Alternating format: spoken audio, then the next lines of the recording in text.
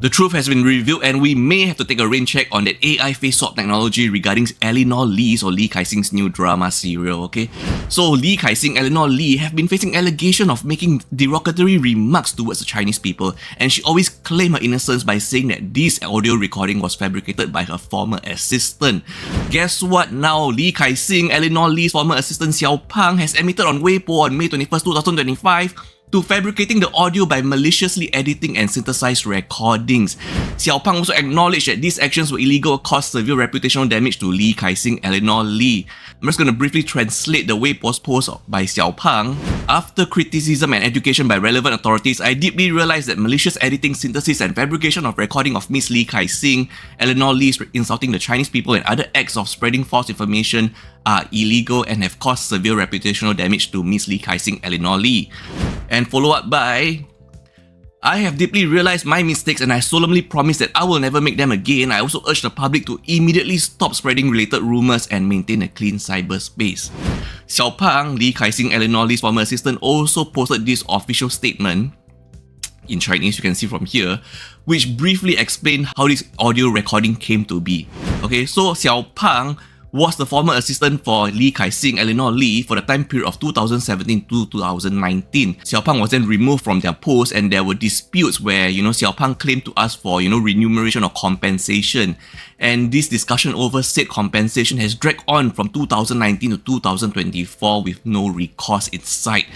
And Xiao Pang claimed that last year, around July 2024, upon seeing news about Miss Eleanor Lee or Lee Kai-sing, emotions got the better of Xiao Pang, which led Xiao Pang to maliciously edit and synthesize that audio recording of Eleanor Lee or Lee Kai-sing. That is the main gist of the statement, okay?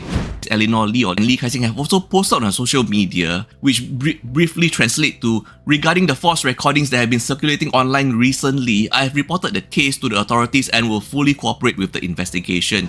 She also ends off the video by apologizing for taking up so much of public resources and also at the same time imploring everyone to stop spreading false content. So what do you think, everyone? Now that the truth is out, is it time that we give Eleanor Lee, Lee Kai-sing, the chance she deserves?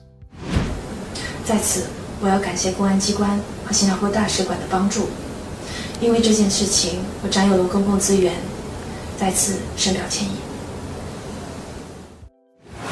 Our next story happens in Singapore, where hundreds of books from Yale NUS College YNC Library were slated for disposal and shredding by a recycling company. And these books were seen in white plastic bags being loaded onto trucks, prompting alarm among students and alumni. So apparently the students were not notified about the disposal until it began, leading to shock and disarray. And attempts by students to take the discarded books were rebuffed by staff and recycling company employees. So much so there was a change.org petition launched to retrieve the books and prevent future wasteful disposals, okay? Highlighting concerns about resource management, sustainability and the value of academic texts. These are not just recycled trees, okay? The reason for disposals were those books were mostly duplicates with at least one copy retained in the NUS system to make space for incoming law library books. Since they are duplicates, why not share them with the students? Staff cited insufficient notice for proper disposal, donation or transfer and difficulty in removing the RFID text as reasons for not donating the books. I see. So it is all because of the RFID text being too difficult to remove. Following public outcry, NUS has reversed its decision. Good news, everyone, and committed to retrieving some books for a future giveaway. Good job.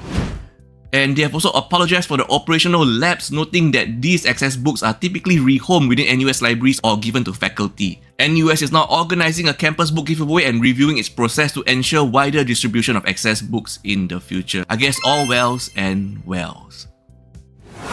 I think we need to address this vaping issue that is affecting our youth regardless of where we are, in Hong Kong, Malaysia or even Singapore, okay? So in Hong Kong, certain vaping oils are known as space oil, and there have been advertisement or ad campaigns against the danger of using said space oil. In Singapore, it is known as K-pods and they are known to contain etomidate. And in Malaysia, it is known as piao piao. So we do not know the contents of said vape pods of the different regions or countries, but we all know that it is affecting our youth, okay? And something needs to be done about it. And we have read news of people, sometimes being oblivious to their surroundings, sometimes even shaking or convulsing or started mumbling.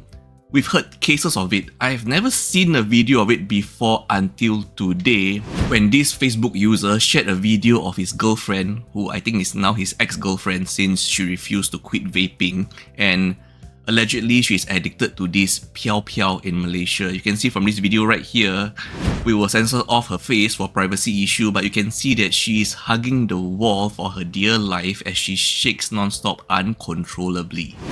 And she's just convulsing there on the floor while her head is still inside the laundry basket, I presume. And then we also have another video of another lady, this time in white. Please cover her face for privacy's sake, where she apparently took a puff of this e-vaporizer and she starts shaking uncontrollably, trying to make her way to the door while she just lost control of her limbs and just fell to the floor.